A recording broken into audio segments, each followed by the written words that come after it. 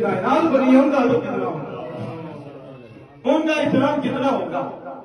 تو یہ جب ہوگا کہ دنیا اور دنیا والوں کو بنائی اس لیے ہے کہ محبوب تیری شان دکھاؤں، تیری عظمت دکھاؤں. تو آپ دیکھ لو، جدھر دیکھو رسول اللہ کا نام، جدھر دیکھو جنت حضور کے نام سے سجاتی ہے، آسمان حضور کے نام سے سجاتی ہے، حوروں کے ماتھے رسول اللہ کے نام سے سجاتی ہے، فرشتوں کو دیکھو رسول اللہ کے نام سے سجے، جنت حضور کے نام سے سجی، جنت عرش کے پائے بے رسول اللہ کا نام ہے، وہ بھی وہاں سجا. میرے اور آپ کے ابا جان حضرت آدم علیہ السلام جب ان کے جسم بشریت میں اللہ پاک نے روح کو پھونکا تو ان کی پہلی نظر عرش کے پائے کے نیچے پڑی، عرش کے پائے کے نیچے.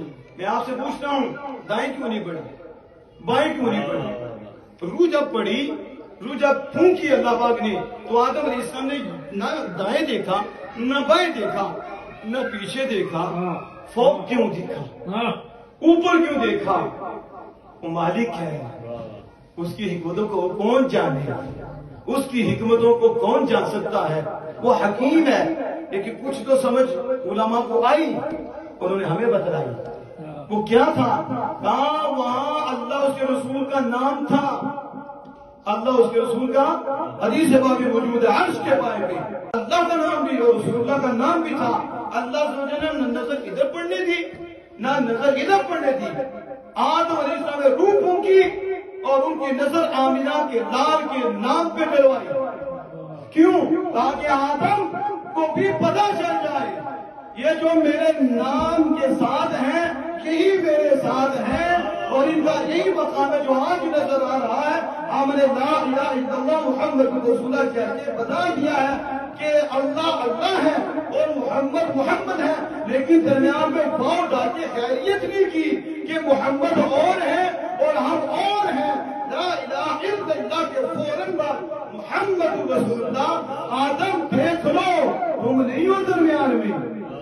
لا الہ الا اللہ محمد رسول اللہ کہ لا الہ اللہ کے بعد آدم نہیں، لا الہ اللہ کے بعد موسیٰ نہیں، لا الہ اللہ کے بعد عیسیٰ نہیں. اس کے نیچے لکھا ہے آدم علیہ السلام کی نظر وہاں ڈلوائی گئی، انہوں نے دیکھا، انہیں سمجھ آ گئی اتنا قرب اتنا قرب اتنا قرب ہم بعد میں پیدا ہو رہے ہیں.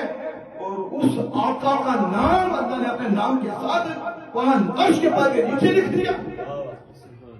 تو اتنا قرب ہے کہ درمیان میں کوئی اور نہیں. اس لیے یہی اللہ کی حکمت کا تقاضا تھا. تو اللہ عز و جل نے وہی واسطہ ہے رسول اللہ، لا الہ الا اللہ محمد رسول اللہ. اسی محمد صلی اللہ علیہ وسلم کے ذریعے ہر کائنات کو چمکایا ہے اور ایسے چمکا رہا ہے اور چمکاتا رہے گا. اس کے اندر اور کوئی نہیں. نبی بھی حضور سے فیض لے رہے ہیں. تو آدم علیہ السلام سمجھ گئے تو پوچھا یہ کون ہے؟ پھر پوچھتے ہیں نا پھر یہ کون ہے؟ ان کا یہ مقام ہے کہ حضور ان کا نام اللہ کے نام کے ساتھ. تو اللہ پاک فرماتا ہے، مفہوم ہے، حدیث قدسی ہے، تمہارے آدم لولا اگر میں آپ کو ان کو اگر میں محمد صلی اللہ علیہ وسلم کو پیدا نہ کرتا، یہ وہ ہیں آدم، اگر میں انہیں پیدا نہ کرتا، آدم میں تمہیں پیدا نہ کرتا، میں انہیں پیدا نہ کرتا تو میں تمہیں پیدا نہ کرتا. یہ آدم علیہ السلام اللہ سے سوال کرتے ہیں اور مالک آدم علیہ السلام یہ فرماتا ہے یہی وجہ ہے کہ دنیا میں آ کر جو ان سے ایک جسے ہم کہتے ہیں کہ وہ آدم علیہ السلام کی ایک ادا تھی، وہ لفظش پاک، اس پہ روتے رہے. تو پھر یاد آیا کہ میں نے تو عرش کے پائے کے نیچے نام دیکھا تھا جو اللہ کے نام کے ساتھ تھا.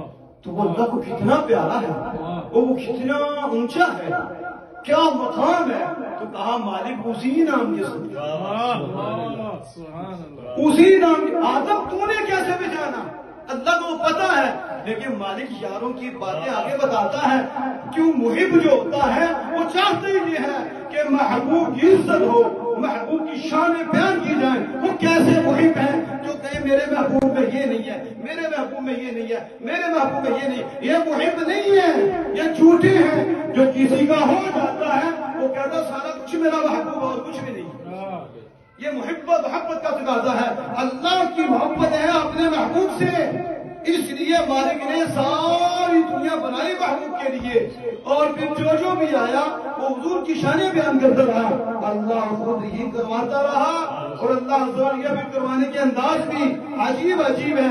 آدم تو نے کیسے پہچان لیا، تجھے کیسے پتا چلا کہ یہ مالک جب تم نے روح پھونکی تھی، جب تم نے روح پھونکی تھی اور میری نظر پڑی تھی کہ تیرے نام کے ساتھ جو نام ہے میں نے دیکھا تو میں سمجھ گیا اس سے بڑا عزت والا کوئی نہیں، جن کو تو نے اپنے نام کے ساتھ رکھا ہے۔ اللہ پاک کے ہاں وہ وسیلہ ڈالا، اللہ پاک نے آدم علیہ السلام کی مدد سے شفا فرمائی۔ وہاں پر دیکھا تو یہ میں جو بات کر رہا تھا ادب کی بات کر رہا تھا کہ ادب کیا ہے، ادب کے بارے یہ جو شعر باڑے تھے بڑے خوبصورت انداز کے ساتھ حافظ عثمان اویسی صاحب اور ایک ڈوب کر وہ اشعار پڑھے تھے، تو اس میں